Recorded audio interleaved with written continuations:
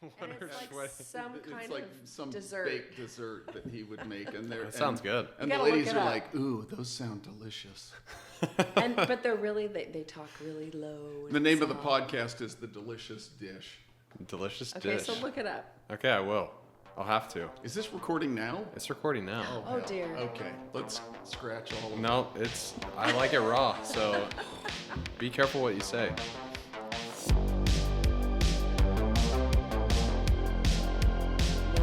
Wow, should have been more. And on that note, this is a great opportunity for me, at least, to have both my parents here to ask some serious questions.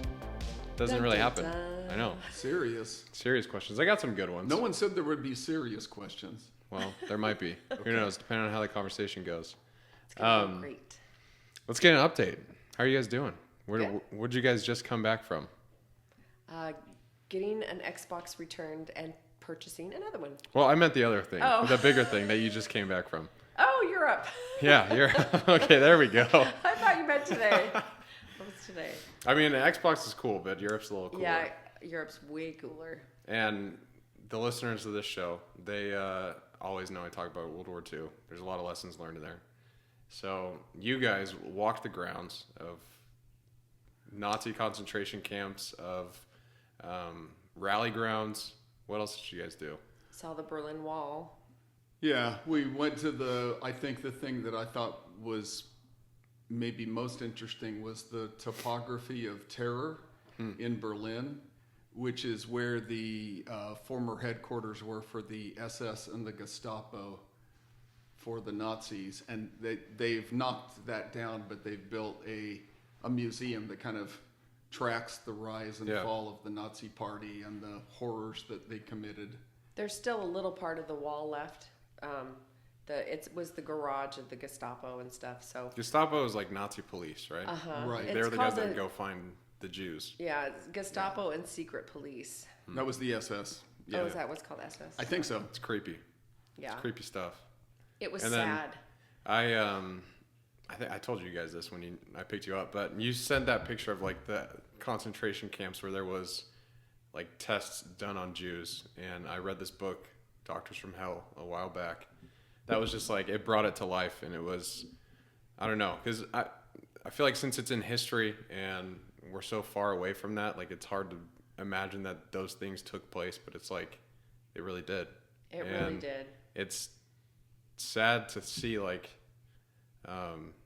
the worst of humanity come out in that kind of stuff. I don't know, but it's also like reassuring that there were people that still fought and made sure to not let that happen anymore. So there weren't enough people to fight it, unfortunately. And the topography of terror kind of tracks how the German people basically gave ultimate power and disregard for the rule of law to their leader in order to gain power. They thought that it would help their country. Yeah. And it ultimately led to their downfall and almost like destruction of Germany. I mean, it was leveled. But the prison where we saw that, the concentration camp, was called Sachsenhausen concentration camp, and it's just outside of Berlin. And it was in the hospital infirmary. We went down to the basement, and that's where they had the little room where they experimented on prisoners. How tall were the ceilings? Because they looked tiny. They were there's a tunnel in between the two hospitals, and it was really low. It kind of freaked me out a little bit. You're claustrophobic. Like I had to scrunch down. I mean, I'm 5'9", but I had to scrunch down because it was probably, the ceilings were probably, I don't know, less than 6 foot high. That's so sad. Yeah, it was just, but the files, I mean, that they had on all these people that they castrated, and these, they told stories about these healthy boys, that they were healthy, and then they would inject them with this stuff to see what would happen. And it just broke my heart. It was really hard to see. So after we saw all the hard stuff, we were like, let's go to a Christmas market. Yeah, that's fair. And let's be happy. I mean, that's kind of a good place to pivot, because I don't want to focus solely on Nazis and the death of Jews. As tragic it was a weird dichotomy. Not just Jews, though. It was like, lots we went into this other section that was like these Jehovah's Witness that they targeted too. Like 900 died in that camp or something like that. But they had a thing on it how they wouldn't. Hitler wanted them to say, "You don't believe in this anymore, then you can leave the camp," and they wouldn't do it because they stuck to their grounds. It's like that scene from Silence, except a little bit different. Well, we learned too that the ones who disavowed their faith and signed the letter that said that they, didn't believe in their faith tradition, those people were immediately, once they signed, they were sent to the front lines. Jeez. So it was like, you're gonna die either way. Yeah. It's It's a no-win awful. situation. Yeah. So that's pretty rough. But yeah, you're right. I mean, we were going to these places during the day, and then at night, these Christmas markets that were like the holidays on steroids. Yeah, it was like Disney so times awesome. 10. It was so awesome. But it was quite a shift. Like the dichotomy between those two settings was really dramatic. But it really, crazy. just seeing all that stuff makes you grateful. Yeah. Like, just so grateful that, where we are and we don't have to face that right now. And, just. And yesterday too. So it's the day after Christmas today. I spent some time last night like journaling and talking about, I don't know. Yesterday was really special to me because it was like Allie and I's first Christmas alone together. But then just going over and seeing all the family and, we went over to go, playing games. But then we went over to go see Rosie, our old lady friend, and she was all alone. And it was like seeing that contrast of being like with your family and spending time with them, making memories, and then going to go see an old lady who's like confined to her bed. Just makes you grateful for what you have. Yeah. Yeah, the holidays unfortunately aren't pleasant for everyone, right? So you're right. It's one of those things you have to be grateful for. Yeah. Well, very blessed. What was your favorite memory this Christmas? That's really hard. Come on. That is hard. I mean, like the Christmas season or Christmas Day? Either one. Well, we started off in Europe December 2nd. Yeah. And it was just Christmas magic the whole 2 weeks, 2.5 weeks we were there. And then we come home to our awesome family. It just kind of is like the cherry on top, Yeah, I agree. And it was great to be with Dad, for that long, because with work and everything in life, it just, we don't get 24/7 together. Yeah, correct me if I'm wrong. You guys said that this was like some of the most fun that you guys have had in years. Like going and just adventures and all that stuff. Yeah, we hopped the train and the subway and the buses, and we just, it was really, it was magical. And I would admit, like in previous Christmases, I would say there's times where I've been kind of maybe not a Scrooge, but I haven't really felt the holiday spirit all that much because I'm deep in work, and that can be sort of frustrating sometimes, right? And all consuming if you, like my job can be kind of overwhelming. Yeah, it can take, like, you can work around the clock and it won't, you're never done. Yeah. So there's times when like you look around, you're like, oh, it's Christmas. And you don't really feel that. This year I overdosed on it, right? Like I just totally overdosed on Christmas, and then it led up to the big celebration with everybody. And I mean, I've thought a lot about the reason why we celebrate Christmas, and the significance of him, of the Savior, and I don't know, it kind of a special year for me, I would say, for lots of different reasons. I mean, it's interesting. Like I'm only 27, but like looking back, I see that too in my own life. Like, getting, especially in sales, like Q4 is when you're supposed to be closing and like trying to get all the deals across the line. And so it takes away sometimes the focus of like what you want to be on. But as parents, how's it evolved over the years? Because, when you're first take home your baby, I've talked to Allie about this all the time, but I'm like, we got to be careful, like not overspending on them because they won't care about the gifts and stuff. But then just seeing us now, like coming over yesterday, Blake has his kids, George has his, I'm married, and like it's got to be rewarding seeing that from like a parent's perspective, like all your kids together and. Oh, I think it is. It fills my heart with joy, I would say. Yeah. It's cool. Yeah, it's magic. I mean, it's very different from the Christmases we had alone before we had kids. Once you have kids, it's even better. It it just gets better and better. And then you have grandkids, and it's like, wow, you're getting to relive the magic all over again with your grandkids. Yeah, so all the magic and the chaos. Yeah, Lots definitely of the chaos. But no, that's awesome, and I don't know. I think it's just cool to reflect and pause and like see how far we've come, because as a family we've grown, and like both physically, like added more people to the family, but then also just I think together we've gotten closer, and it's cool to see that happen over the years. But it takes work. Like you gotta make sure you're doing what you can. Absolutely. Because it is sad, but sometimes like I'll forget. I'll be like, man, it's been like 2 weeks since I've talked to my dad on the phone for a while, and it makes me sad. But I mean, it's part of life. Yeah. You know? Yeah, you just get busy. Shifting from Christmas entirely. Okay. Like, let's get after it now. We're gonna jump right. into some good questions here. Oh dear. I got some good ones for you. But what was one of your favorite memories of me growing up? Oh, you were such a great kid. It could be any years.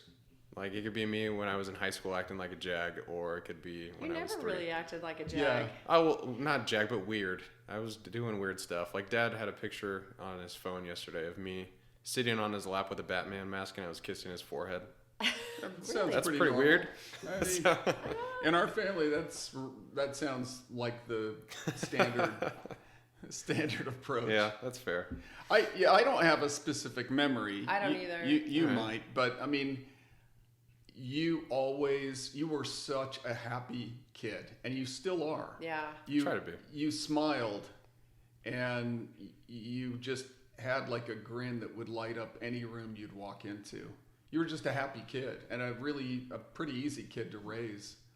You didn't give us a lot of Tried not to be. problems. You didn't do the kinds of things. But then we found out so much more when he left and Like came what? back. Like what you did in high school that we didn't know about. Like what? You gotta give me an example. You know, some crimes and misdemeanors. Crimes and misdemeanors. No, Nothing crazy. You were Actually, yes, a it was really, kind of crazy. really easy kid to raise. And I just remember after all the kids were at school, you were like my buddy, and we'd go to the store, and you know, we'd do little things together, and then I made you Fat Brett, and Fat Brett was the man. He's still in there. But yeah, I don't know. This is also kind of an interesting question, because like Allie and I are talking about, you know, starting our family and all that kind of thing. So we're expecting whatever our imaginations like think about what being a parent is. But what have you loved and what have you hated about being a parent? You don't have to give any details about what kids like how bad Drew is.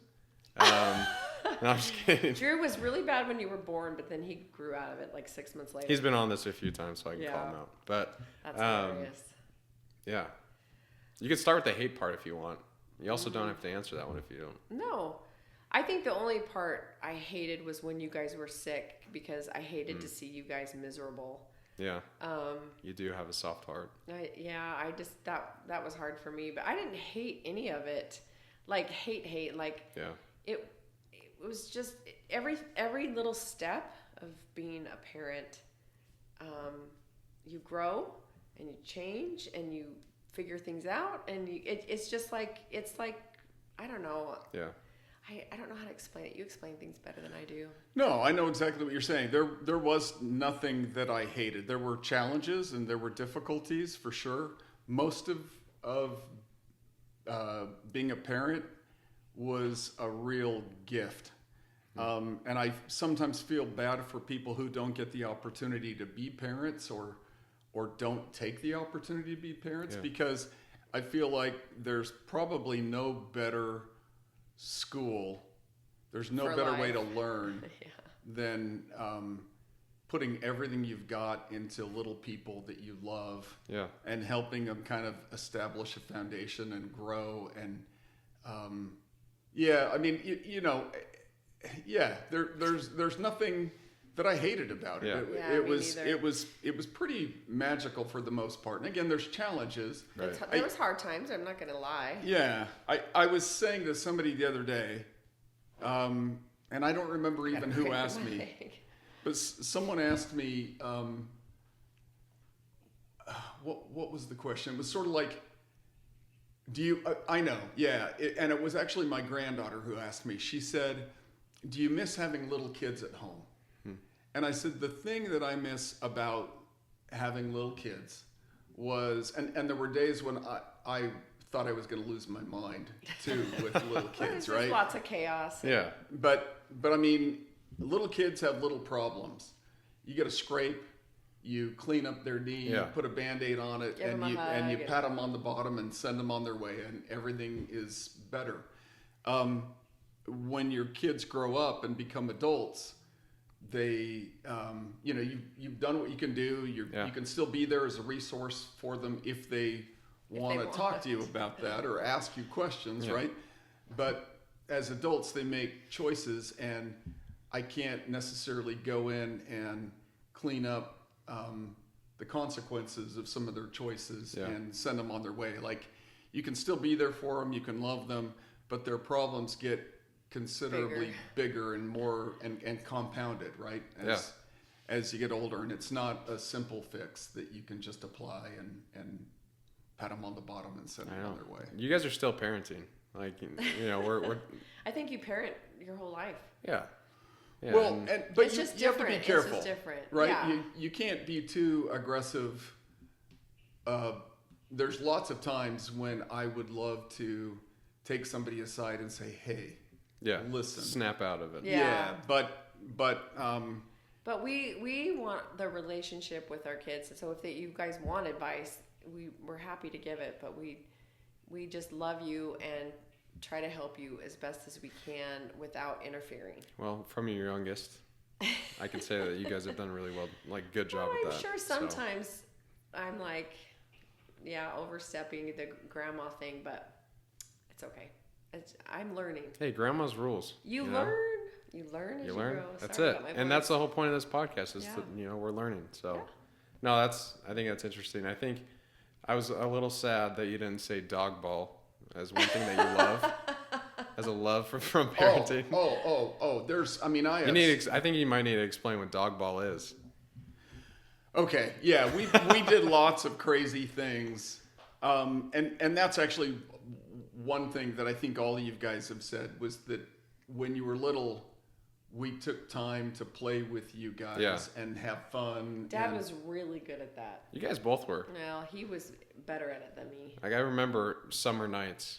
Those were my favorite because, like, we were all home from school and Dad would fire up the grill, and then we'd all spend the rest of the night outside just swimming and, eating crying, corn. laughing, eating the corn.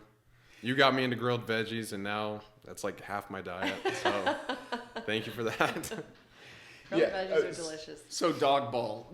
We had a golden retriever, and his name was Majerus. Beautiful dog. He was a beautiful dog, and he was the sweetest He dog. was the sweetest he was the best. dog. But he was a big dog, right? But we played a game that we called dog ball, and so we had a pool in our backyard, and it was really long. It wasn't quite an Olympic length swimming pool, but it was narrow but long, and like so 5.5 feet deep. It wasn't super deep. So we would play a game where you'd have to swim the length of the pool, and then somebody would be out on the deck of the pool with the dog's ball in their hand, and as the person swimming the length of the pool, as they were swimming, you would throw the ball right where that person was, and the dog would jump and land on you while you were swimming. Sometimes he wouldn't do it all the time. Well, we'd miss. Yeah. There were times when you would miss, and you would maybe fake out the guy who was up on the deck. You'd pretend like you're going in one direction, and then they'd throw it over there, and you'd go the other way to avoid the dog. But the dog would come down on you, and he'd claw your back as he was swimming to get the ball. Yeah. And we all ended up with just giant welts, and we would do that all the time. You kept doing it. I was just like, "What are you?" It was so much fun. That's why it was hilarious. Yeah, it was really fun. So gosh. I think it was primarily with you and your brothers. Yeah. I don't know if your sister ever did that, but She might have done it a couple times, Yeah. but It was mostly you weird. there were times when, especially you, because you were the youngest, would end up in tears. yeah. There were times, I think, when we all wanted to cry, but Such good memories. it though. I actually. wouldn't feel sorry for you at all. Yeah, no, you shouldn't. We it were was having a great hilarious time. game. Yeah. It was a blast. How funny is that? You just get a giant dog thrown on you. It's so Oh my fun. gosh. No, it was a good time. But there's like little memories like that I always think about. I'm like, man, I had such a good childhood. Like, it was fun. I'm And glad you think so. it was great. I loved it. That's good to Getting hear. attacked by your golden retriever. Yeah, he was my best The friend. sweetest dog on the planet. This question is kind of more for Dad, but Okay. you can answer too if you have one. Name a movie that's made you cry. Ooh. That's easy. For you? No, for him. I can name it right now. Let's hear it. Scrooge. Oh, the yeah. musical. Really? Scrooge? Yeah, Makes well, him I mean, cry every day. yeah, every time he watches it. Every day. I mean, every time he watches it. And I wouldn't say I cry. You It's just not get like I'm teary. sobbing, but Yeah. I do get teary. It's like a sweet message. It's a story of repentance and redemption and someone who wants to turn their life around. So I love that. But, I mean, I would say, trying to think of a couple of other movies that I've just seen recently. Sing Sing, I think I teared up a little bit in that. Sing Sing is a story about, it's a true story about a group of prisoners at Sing Sing in New York who get It's a true involved story. in the dramatic arts and theater. They Yeah. have their own program. And the interesting thing about that movie is that I think normally the recidivism rate for people who go back to prison after they get out is like 60%. It's very high. But when before it was like 3%. Like, Well, no. With the people who are in that program, it's 3% that go back. 2 or 3% of insane. those guys sorry, I got the facts wrong. go back to Yeah. prison. So, but it was again, I think it's a story of redemption. Yeah. Of somebody trying to course correct, and I love stories like that. So I got a little teary-eyed in that one. Schindler's List Yeah. always gosh. makes me weep. Back to World War II. Yeah, Yeah. Saving There you Private go. Ryan. I mean, All there's, those shows. Yeah, the Band of Brothers. That's the one that gets me. That's I all don't know. those. Yeah. all those get me. Yeah, But that was just a question for you because you studied film, so I had to ask. Kind of on the same note. Wait, do you have an answer? Do you have a? I cry at every movie. All right. fair enough. Even if it's a Hallmark movie, I get teary. Tommy Boy. Tommy Boy, no, I did You not cried cry. in Tommy Boy? No, I did not cry. Okay, Tommy. Dang, okay, Mom. then not every movie. Not every movie. But most, like, if most movies have what is that, like that soft ending, then I'm like, Did you see Wild Robot? yes. Did you cry in that one? No. The robot learns how to be a mom. I know, but I was like, yeah, it was a sweet movie, but I did not. Allie cried. Did she? Yeah, I'm calling her out. But Nice. she cried in that one. All right. I did I'll watch see a it. movie on the plane good. called Whitebird, and I did cry. And I'm sitting there crying on the plane, like, oh, it was embarrassing, but it was so good. It was such a good and touching movie. Well, on that same note, if you could go back in time and give your younger self a book, could be the Book of Mormon, could be whatever you want it to be, but what would it be and why? Like, what's one book that's really kind of helped either guide you or help you learn something that's made your life better? You go ahead. For This me, is, publisher, this is for you. yeah, for me, it probably would be a book called Peace Like a River by Leif Enger. And I would take it to my younger self in high school. I was not, thankfully I've course corrected, but I would say I was more interested in, I was a knucklehead in high school. And you could call it rebelliousness, whatever, but I wasn't very sensitive to my parents or my family. Yeah.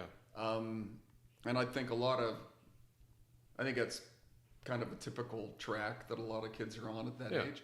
So, Peace Like a River is a story about a family who comes together and rallies around someone who is kind of in jeopardy and danger. And it's just a beautiful story about the bonds of family and what family really means, what it's all about. So yeah, I love that book. I know you've talked about it a lot, and I've admittedly never read it, and I need to. It's one of my favorite, maybe not my favorite book of all time, but easily in the top 5. Yeah, I've got 4 or 5 copies sitting around the house. So if you want one. Oh really? Okay, I was I gonna got a say bunch. after this I'm gonna order one on Amazon, but I might just steal one from you. Yeah, you could just steal one from us. It's a great book. Yeah. What about you, Mom? Anything? I can't think of anything really. I really liked the book by I can't even think of her name. It's called Grace. Oh, what is her name? Well, it's called Grace. We'll just go with that. Belle Freeman. That's Oh, what there it's you go. called. Yeah, about the Savior's grace. And I was a pretty good kid in high school. I didn't like to read much, but now I love to read. So I'd probably take that back and just go, give yourself some grace. It is true. We're very mean to ourselves. Yeah, we are. And So it's brutal. it is. But yeah, I think it's not really a surprise, but I'd probably choose extreme ownership to give myself in high school. Like learn how to cultivate this discipline and then all that. But honestly, probably the Book of Mormon when I was like getting into high school. For and, sure. Understand that like the lessons that are in that book. Because I talk about stoicism all the time and all these things that all about like self-progression, but really it's all in that book too. Like, treat other people right, like love others as Jesus loves them and that kind of thing. And those actions, at least in my life, like as I've tried applying those principles, have made my life not easier, but it seems like it just goes a little smoother. And like making sure that you don't stray from the path. And if you do, you can always repent and come back, like you were saying with like redemption. But yeah, I think I needed discipline in high school to not burn down trailers and stuff. You were pretty disciplined. Like I'd come in and I wouldn't ever have to tell you to do your homework. You'd always do it, you know, and you'd be. You know why though? Because growing up, it was always, if you finish your homework, you can play video games. Oh. So you built that into me. Well, it worked. It worked. So nice going there. But it works on some kids and not others. That's true. So yeah. There's another book you should read called Original Grace. I think we gave it to you for Christmas a couple of years ago. I may have read it then. By a guy named Adam Miller. Yeah, and Adam Miller. It's a pretty deeply philosophical approach to our faith. But I think we did give it to you. We gave it to all of our kids. I think it was last Christmas, wasn't it? I think it was 2 years ago. Oh. But anyway, it just, that was a real eye-opener for me. Yeah. That we need to be easier, more accepting and understanding of others and of ourselves, and understand that he's got us. We just need to do our very best, as best as we can possibly do. So yeah, that was a good book. I enjoyed that one. It's kind of the whole message of this podcast, like do your very best. Yeah. Just do what you can. Right. Take one step. And you have to stretch yourself. I mean, you wouldn't know these things unless you read good books like that and stuff, and or do things that you don't want to do, but if you keep doing it, How long have you been working out consistently? Almost 7 years, right? No, it is 7. No, 6. Is it 6 or 7? I think it's 7. It's getting up there. I remember. I can't remember. I have it written down because I can't remember. It's just running together. But yeah, it's 5 to 6 days a week for almost 7 years. I mean, that's a long time. Yeah, it is almost 7 years because I just celebrated 6 in July. There you go. So what on the days when like you didn't want to show up and do something and like you just said you have to push through sometimes. What did you tell yourself? I put my workout clothes out just like you do. Yeah. Because I know if I don't, I will feel bad about it the whole entire day, and it'll. That's where I get it from, huh? Yeah, it's awful. So I put them on, and even if I have them on and I do a few things before I work out, I always work out. Yeah. And it makes me feel better. It helps the day go better. And if I have lots of things early in the morning, I get up early and I do it. It's super important to me, especially for my mental health. I feel the same. Yeah, I just think it just makes you can handle things better Do you think, and it's important. Teaches you resilience too, because you gotta keep showing up. What do you say? Juice in the joints? Is that what you say? Juice in the joints. Yeah, but working out creates juice in the joints. Oh no, it's motion is lotion. Motion is lotion. Close enough. Juice in the joints. I kind of like. Sounds like a Juicy J song. Yeah, I was gonna say. No, but I sounds like something else. Yeah. Getting older, I really notice that. Like if I keep moving, I feel better. If I stop, then I'll feel worse. Like we walked and walked and walked. Like I think the most we walked was 13 miles one day when we were in Europe. Well, half marathon. And it felt, we were tired, but like I felt good. Yeah. So grateful I could do it. I know. Yeah, that's one thing I always think about when I don't want to run. I think of Rob Jones. He's the guy I had on who doesn't have legs. Oh yeah. And ran 31 marathons in 31 days, and it's like if he can run that with no legs, that's amazing. I'm running 3 miles today, whatever. But I know. It's like another form of gratitude. Like there's other people out there who have it way worse. Yeah, and you know what? I don't get sick. I mean, I'm kind of have a cold right now, but I don't get sick either as much as I used to because I work out. Anyway, and then when I do, I'll skip that day, and then the next day I'll do something light or something. Yeah. I always do something. I always fulfill my 5 to 6 days. I know, it's awesome. Well, it's pretty amazing. Like not a lot of people do that. So you're nice. And you run the mountains, so that's also tough. Not nearly enough, but yes. Do you ever? I can't keep up with him. He's quick. I ran with him a few times. But do you ever like feel like you're ready to drop dead on a run and you're like, whatever, I gotta just keep going? No. I mean, there have been times when I've like twisted an ankle or something like that, but the only way out is to keep going, right? That's it. So especially if you're in the mountains. Yeah, that's how you solve that problem. Yeah. I mean, just push. The only way you can get out is on your own. So or a helicopter if you do break your ankle. Yeah, well, even that, I don't think I could do it. But probably anyway, not. You're like, I'll just crawl home. Yeah, I really would. Well, what's one piece of advice that your parents gave you that's stuck with you throughout your life? Ooh. I know what yours will be. You do? You got to think of yours. I'm interested. Like, just be yourself because the world needs your personality and your... Yeah, that's true. I mean, my dad instilled a lot. Both my parents were unbelievable parents. Yeah. But I did have lots of kind of philosophical discussions with my dad about, like for example, in our church, right? There have been times when I'm a different guy. I'm very different from, I think, most people. Yeah. That can be a good thing and it can be a bad thing. And there's times I'm comfortable with it, right? Yeah. But there's times too when I feel sometimes like an outsider. And there was a time in my life when I remember saying to my dad, like, I don't belong here. I don't fit in here. And I'm thinking about maybe stepping away a little bit from my faith. Yeah. And he said, you have different ideas. You ask good questions. You need to show up and be there. And people need to hear what you think, and you need to hear what they think, and you need to contribute, and you need to embrace it. And because our church needs you as much as you need it. And so that sort of stuck with me. And he did always encourage me to be who I am, just to be unique. Like as a little kid, that was instilled in me. It was like, don't try to fit a mold or a model. And I remember thinking that as a missionary when I served a missionary for our church in Argentina. And I remember seeing all these guys who kind of... Everyone's trying to be the same person. Sort of a cookie cutter. Like I need to become, this guy, this prototypical missionary. Right.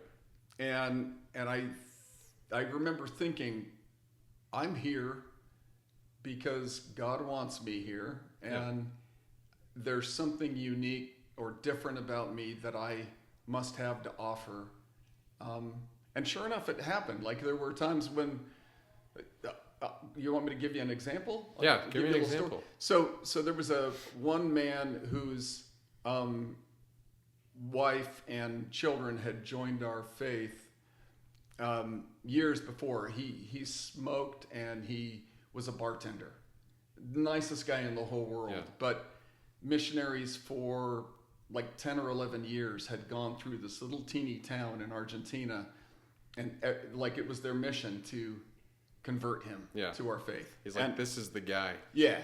So I remember, when I first went and met him and his kids, I said, is it okay if we come by and, visit you guys? And he goes, yeah, but I'm not at all interested in hearing about what you believe. I've heard it from every missionary for the last 10 or 11 years. Right. And I said, cool.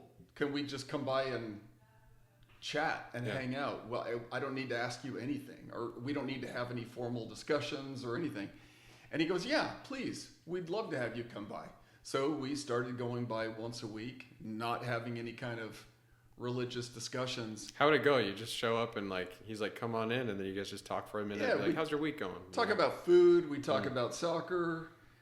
We talk about, where I was from in California and Hollywood and what that was like. I mean, everyone wanted to know about Ronald Reagan, who was the president at the time. I mean, they were just peppering me with questions. Yeah. And eventually some of those questions that I started getting asked were related to what we believe in our faith. And so I started to share some of my thoughts that were, I think, in harmony with what we believe, but might have been a little bit different. It wasn't like a formal discussion that we had. It was just kind of me. In our church, we call it a testimony, or like kind of what we believe. Right. And so I started to share some of those things with him when he asked. And then I moved on, right? Like I got transferred and went to a different part of Argentina. And I think like 3 or 4 months later, I got a call from our mission president who said, hey, this guy wants to join our church, but he wants you to do it. He wants you to be the guy who baptizes them into our faith. And so I jumped on a bus and went back and did that. It was a real honor, because he was a sweetheart of a guy, and it was his family was just overjoyed, because it had been years and years and years of them hoping he would. That's awesome.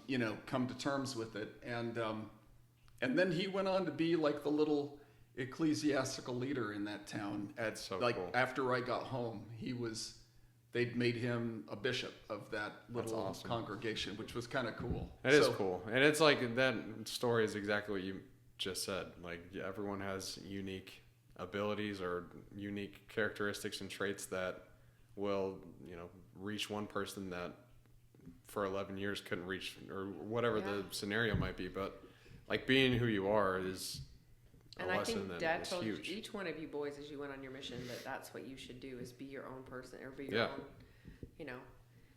don't be a robot. 100%. You know what I've been thinking about quite a bit that was draped over our door before we left, like the front door. Do you remember what it said? Choose the right. No, remember who you are. Oh, remember who you are. Yeah. I had a couple signs. You had a couple signs. But really, like thinking about remember who you are has so many different meanings. Like it does. I think you had a podcast about that. I did. I've talked about it a few times, but like, I don't know. There's just like, remembering who you are means, you remember your ancestors that came before you and how they tried giving you a better life than what they had. Mm-hmm. You remember that, you're a child of God. You remember that you have a family that loves you and that you have unique traits and capabilities and stuff. And I think there's a lot that goes into that, you just say the phrase, remember who you are. And it's like a cliche thing to say, but there's a lot behind it. But there's a lot to it. Yeah. So I love that. What about you, Mom?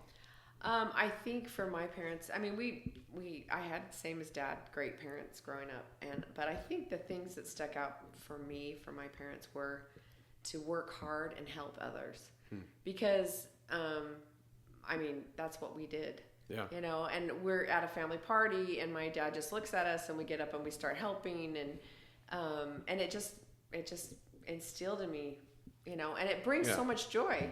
So to work hard and to help others. Did you ever help him on the farm? I did. I What was wasn't that good like? at it. What'd you do? I would start the water. So we'd have the pipe and we'd have to go one, put our hand on it, go 1, 2, 3, and you have to, get the suction and then it pours out. But those were mainly on dates. We would just go on dates, and sometimes my dad didn't have time being a farmer, and so our dates would be going on the farm and helping him, and he'd listen to our awful music that he didn't like. And What? Like another one bites the dust, sticks out. And another one's gone, and another one's gone, another one bites the dust. Well, that's all it says, and so my dad's like singing along with it, It Catches on right away. Yeah. I thought you were gonna say like time after time. No. By Cyndi Lauper? It's a bad song. That's a rough one. Yeah. No, but I cool. never drove the tractor. I never, like, my dad got us each a cow to raise when they were calves, and thinking that it would because it's a lot of work taking care of a cow. I've milked goats. And then once we took care of the cow, he was going to sell it for beef, and we would get the money, and. It lasted, I think, 4 days. Why? I didn't like going out there and feeding the cow. So it ended up I have 3 sisters and a brother, or 2 sisters and a brother, and all of his sisters didn't do anything. So you had 4 cows? We had 4 cows, and my brother did all the work, and he got all the money. That makes sense. I mean, do you know how much you made? Like $10,000. Dang, so $2,500 a cow. And that was back in the day. It's back in the 80s? Yeah. Okay. I think it was like 70. Because I think he was like 10 when we did it. But he's the one that got all the money, and it paid for his mission. That's pretty cool. So I was like, dang it, I could have got so much money. But can you imagine all the, man, I don't even know what the leg warmers you could buy with that know. money? I don't know. What did they buy in the 80s? Yeah. But no, I think that's cool. It's I don't know, like, hearing that makes total sense with like your parenting styles, because I can see those lessons like taught directly to me, because like remember who you are was a huge one. And then the same thing, we'd be at a party and you'd get mad if we didn't help out with like clearing the tables or doing I mean, dishes. that's what you do. People spend so much time getting ready for something like that you help them take it down. That's just what you do. And so never get mad at me for doing the dishes at your house. I still do, because you don't need. Sometimes I just want you to have fun. I do have fun. The other great thing that, like, my parents, they just opened a door, right? There was never any questions or any discussion that was off limits. Yeah. And I was always grateful for that, because I've known so many other people and kids who just felt like they couldn't go to their parents about anything without, being judged for it. So I was really grateful for that environment that they kind of cultivated, where it was, you can talk about anything. Yeah. And we incorporated that. Yeah, you guys had an open door policy. Yeah. My parents were like that too. I mean, you could talk to them about anything. Yeah. I mean, it was, I really didn't have a lot to talk about. I mean, I was a pretty good kid. Yeah. But, if As I came to them... to... No, I'm not saying anything. I'm not saying anything. I'm just saying that, like, if we had a problem, they would definitely, and they would help us. We had really great parents. We had really good examples. Yeah. My parents never fought in front of us. Yeah. They would always go in their room and shut the door. And I'd always listen at the door like, are they going to get divorced? But they wouldn't fight and yell and scream. They would just talk things out. Yeah. Kind of loudly sometimes, but for the most part, it was like, just having a discussion that they didn't want us to hear, which I appreciate. Yeah. I didn't know all the ins and outs and what was going on, and and I think that was probably a good lesson. But anyway. I mean, the example of others is one of the best ways to learn, is just seeing how other people treat, and like, Yeah, because you can see people and go, oh, I'm never doing that. I'm never going to act like that. And I'm sure there's things like that your parents said that you're like, hey, you know what? Maybe I won't do that. Or like, it just goes both ways. But I think it's interesting to think about that. Like, it's generational wisdom in a sense. Like, it's kind of interesting. Like, it just keeps getting passed along. It's like, hey, this helped me. This will help you. Then their kid has a variation of the same thing or whatever, if they apply it. But Can I ask you a question? Please. How many of your listeners have we put to sleep at this point? Let's see. If you're still with us, let's talk about faith. Let's talk about faith. Yeah, so if they're not asleep now, we're going to talk about faith. But how would you describe your spiritual beliefs? I know we've talked a little bit about like faith in Christ. We've made it kind of clear that we're Christians. But what does that mean to you? Because for me, it means like I have the opportunity to become who I was meant to be and to repent, to be forgiven. But I'm curious, you guys have always taught me to pretty much the principles of the gospel we believe, and how to apply it to your life, and be strong to it, and how to strengthen your faith to grow your testimony, like you were saying. But kind of want to open it up a little bit. Like, how would you describe your relationship with faith? Go ahead. No, you start. Okay. I don't know. I think it's a difficult thing to describe. Yeah. And I think my faith has evolved over the years. I don't feel or believe a lot of the same things that I did when I was even your age, right? And it's very, very personal. Yeah. But it all, at the end of the day, it comes back to my relationship with God, and my belief in His Son as a redeemer, right, as a savior. But I believe that I can get answers to just about anything through personal revelation.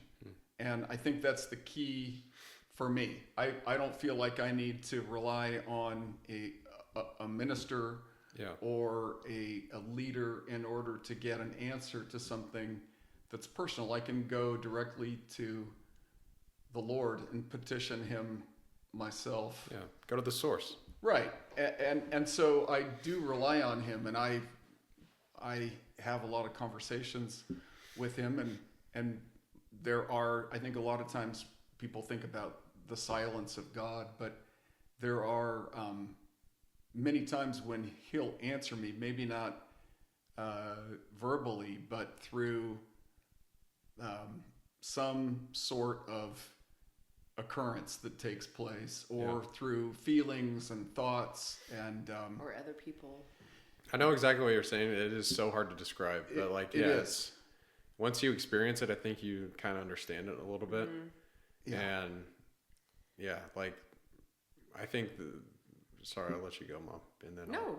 I was just gonna say, I think, like, for my faith at least, like, you guys have seen me in my ups and downs. Like when I came home from my mission, and I looked like a gray man. And it was terrible. That's awful. And then a few years later, I have a tumor in my brain that was making some serious issues. But through all of it, like, I had to rely on my faith because it gave me hope, and it made me realize that this life is temporary, and what we're meant to do is endure it well and try and help others along the path and get to know Jesus Christ. And it's definitely like I have a life ahead of me of studying, because I think I'm at the tip of the iceberg. But I think for me too, my faith it's all framed by an eternal perspective. yeah, Right. So anything that takes place here, in our faith, we believe that mortality is like a giant classroom to learn and to grow. yeah, And so I think it's important to keep, at least for me personally, to keep my eye on the eternal angle and keep that perspective, because that's ultimately, what I'm aiming for. So you have to kind of stay on that track and keep your eyes focused on the horizon while you're going through the stuff you're going through here. How do you do that during a trial? 'Cause that's the hard part for me. Yeah, that's always hard. Yeah. For me, the hard part is sometimes when I feel like He's silent, right? When I feel like I'm not getting answers. And there have been a lot of those where, it'll go on for a long, long period of time, like months, maybe years in some cases, where you continue searching for answers, and you read and you study, and you pray. But eventually, in my experience at least, the answer always comes. It comes in a way that you don't anticipate, not necessarily in the way that you wanted or expected it. Yeah.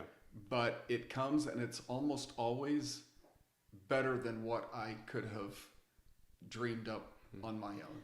It's the patience part that's the hardest. Yeah, it's the patience part. But I'm like you. It's like faith is hope for me, and strength, Yeah, gets you through the tough stuff. It does, and he gives you strength to get through it, and once you experience that, then you rely on that. You remember it, and it helps you the next time. Yeah, because life is hard.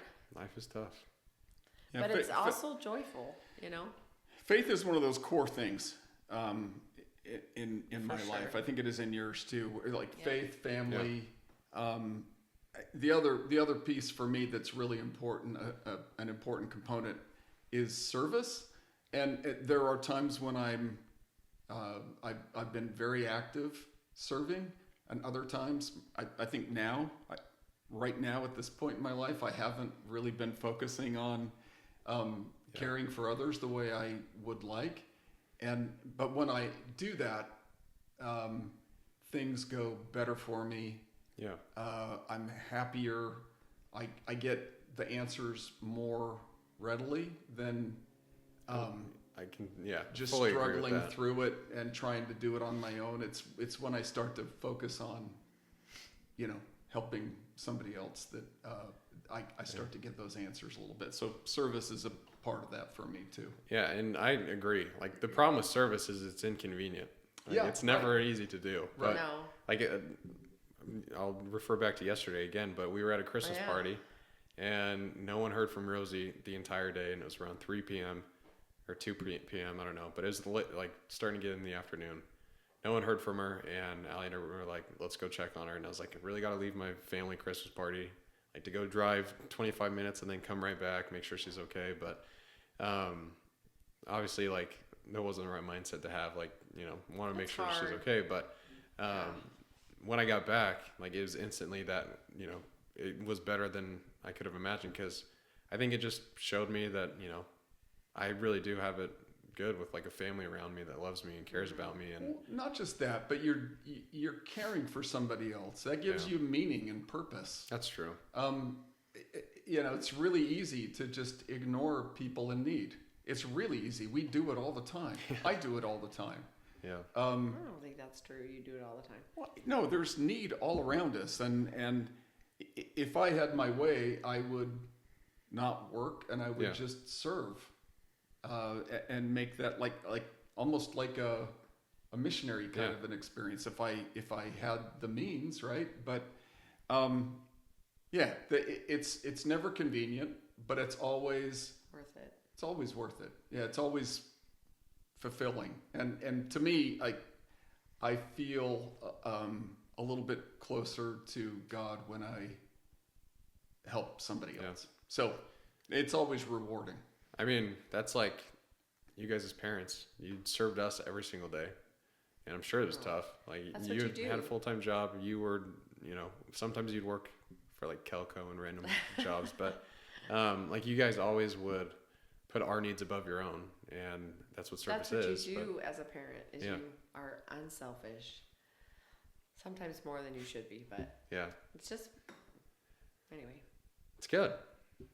But this, I got one more question for you guys. It's a heavy hitter. Ooh. Oh, no. So this has been on my mind because I've been married for almost a year and a half. That's crazy. It's pretty wild.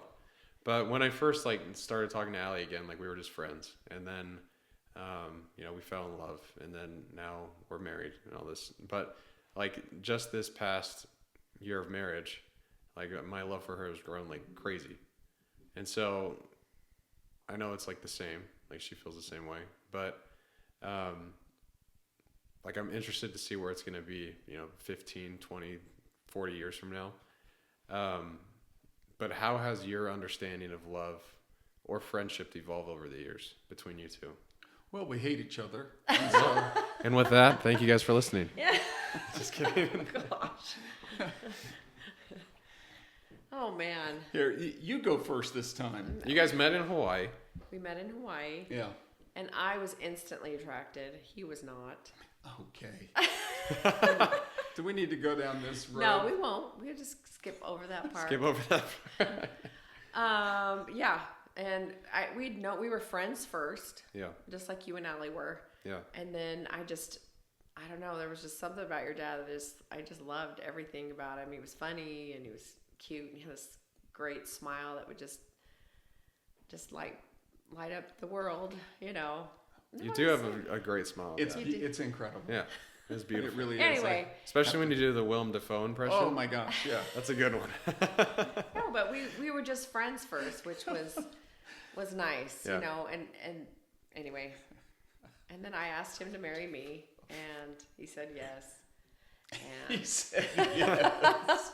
Wait, so you proposed to him? I did because we were leaving Hawaii. He lived in California. Yeah. I lived in Arizona, and I was like, you know, didn't want to wait around. I was like, I know I've prayed about this. I know you're the right one, but you know, I don't have time to wait around because we leave back home. Anyway. And to be honest, like I never would have pulled the trigger. Yeah. Right. I thought she was great.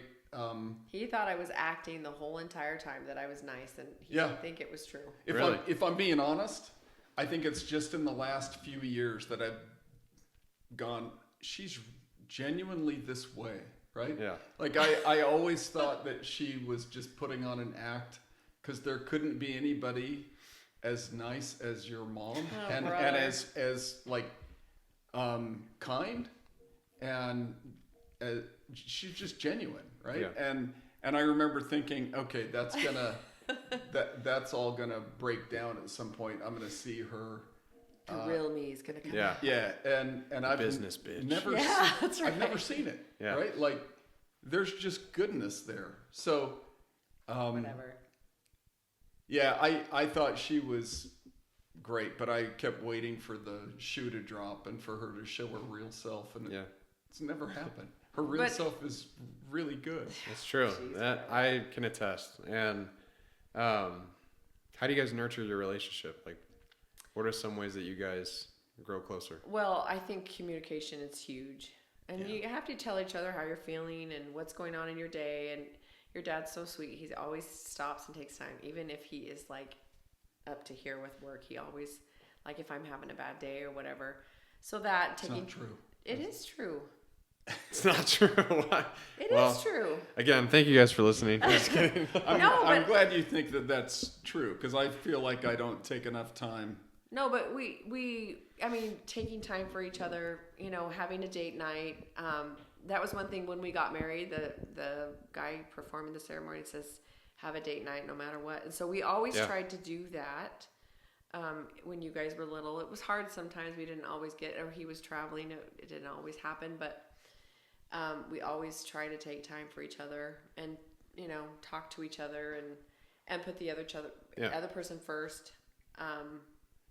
You know, it's sacrifice, but it's worth it, you know, just to... I think that's the ticket. We early on in our marriage, it was like, we're not going to ever lie to each other or hold back. Yeah. Right. So if I've done something wrong, I'm going to go to mom and say, hey, I screwed up and I did this.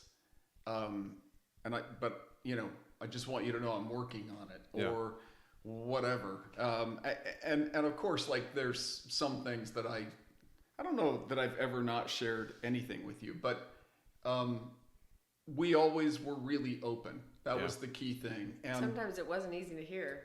but like she said, it was, I think that I've tried to put her first, and I know mom does that to me. She puts me first over herself all the time. And well, she does that for everyone, but you especially. Yeah, I mean, it's really true. And like I'm the beneficiary of all of this stuff. But so am I. So. But I think that's been the key. And the more, it's funny because I love her. I love her more than anybody else, but I would also say she's absolutely my closest friend. Yeah, I would say that too. I enjoy being with her more than anybody else. I mean, that trip we just came back off of was a total blast. Like I didn't feel one time that like I needed a break or I needed to go do something by just myself. Partying it up. It was fun being with my best friend. There was one time when I thought, okay, I need a break. Really? When we were in Germany. And that was when... Here's where the openness comes out. Oh, no. Yeah. Dun, dun, dun. So I had Google Maps open on my phone, and Mom says, well, where do we go? And I said, well, we just go right down this street here. And she goes, okay, let's go to the right. And I go, well, what? I was looking at it wrong, so just to, you know. What? No. So I started going down this way, and she went down that way. And I think she looked over and was like, oh. So, but it was then. It was a long, long day, and I'm just like, okay. Yeah. But what's great is that, like, what we both have something to bring to the table. Like, he was really good at saying, okay, we need to go this way, but I was like visually like, don't, the hotel's back this way, so let's go this way, and then the Google would get back on and it'd be fine. But like we were a good team, you know, getting around, and we're a good team with other things too. Like when he's having a bad day, I lift him up. When I'm having a bad day, he lifts me up, and it's just you guys are a good team. We try. We were walking around in London, and it was cold, and I was exhausted. We walked that 13 miles right? We were on the London Bridge, and I couldn't figure out where we needed to go. And she was like, let's go over here now. Let's go do this. And I said, Dina, no, I'm done. I'm tired.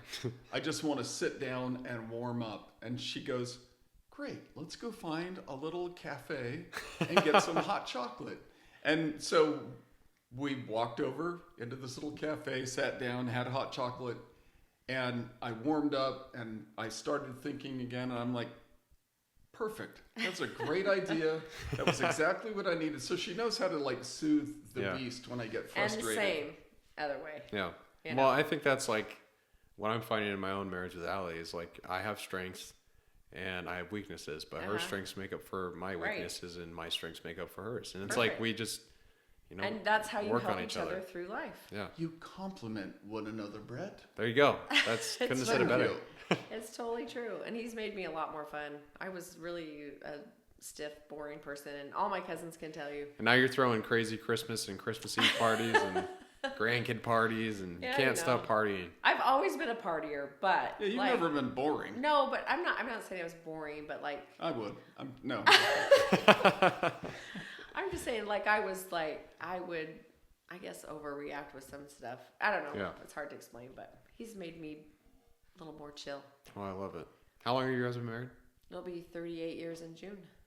And what's one piece of advice that you would say to anyone who's in a relationship or currently married that you think could be beneficial?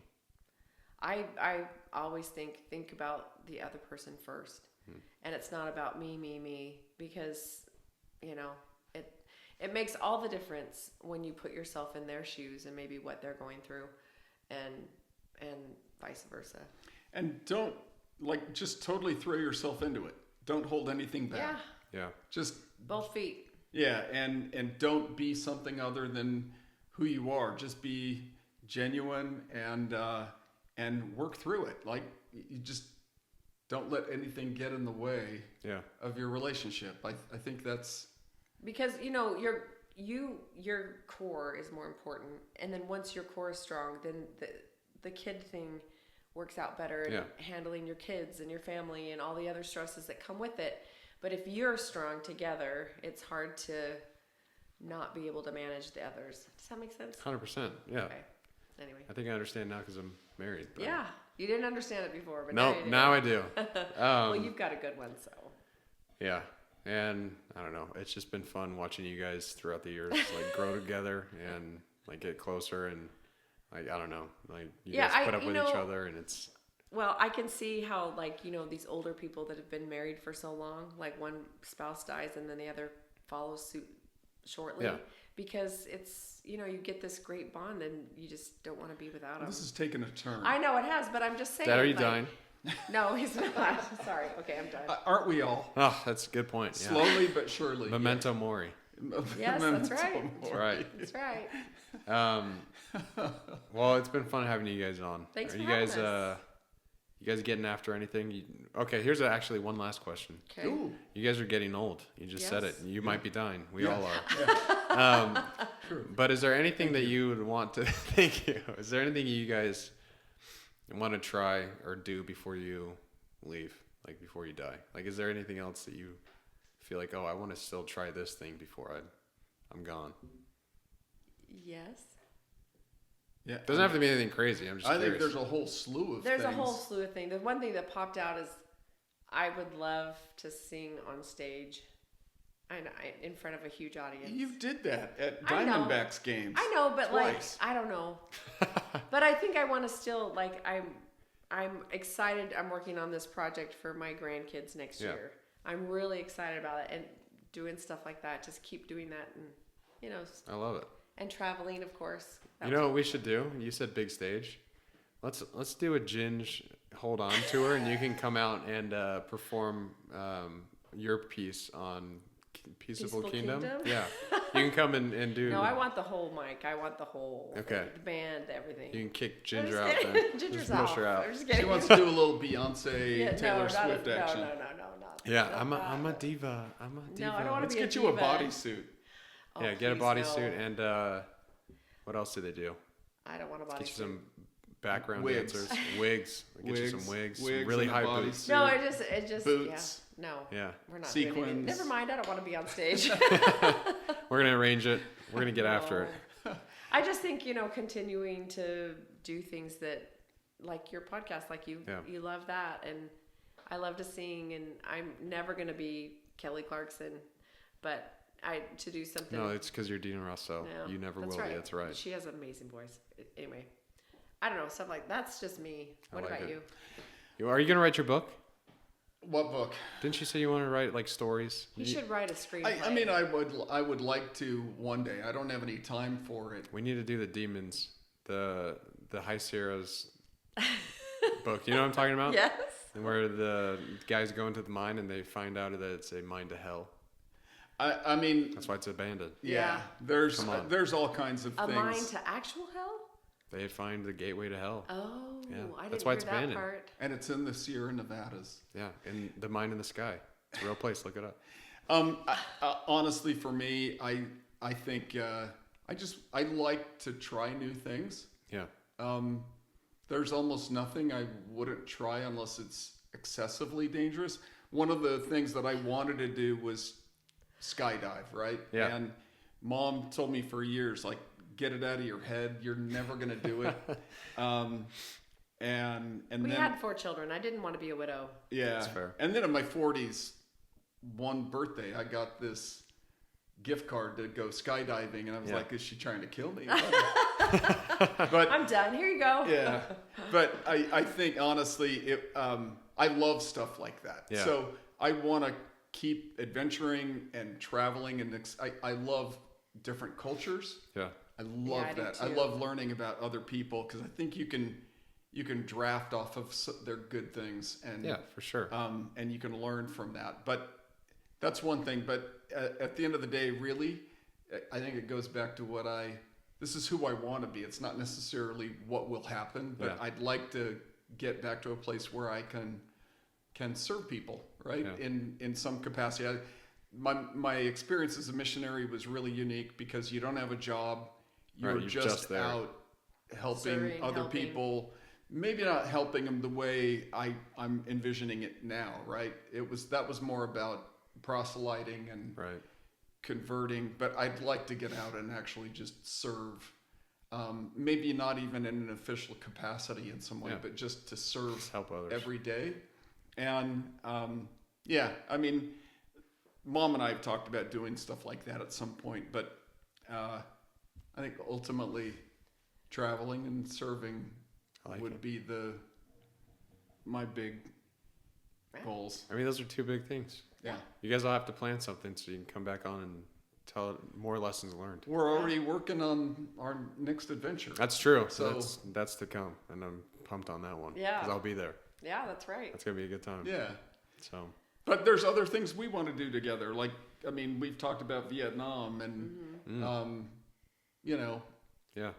just things that we just want to experience. So we'll Just see. keep getting after life. That's what you guys are That's doing. right. That's it. So, We're trying well, until we can't anymore. yeah, that's true. And then I'll have to get after it for you. We'll take That's you to right. places. That's Put you in a wheelchair and take you to There you Vietnam. Just kidding. Works for me.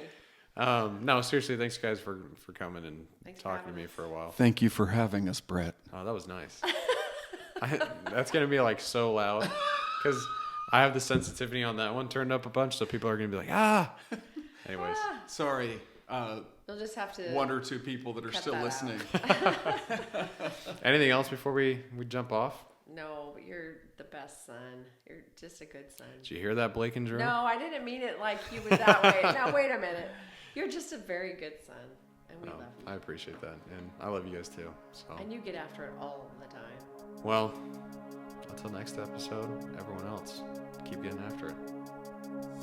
That was it. You guys killed it. That was fun. I don't know how long that was.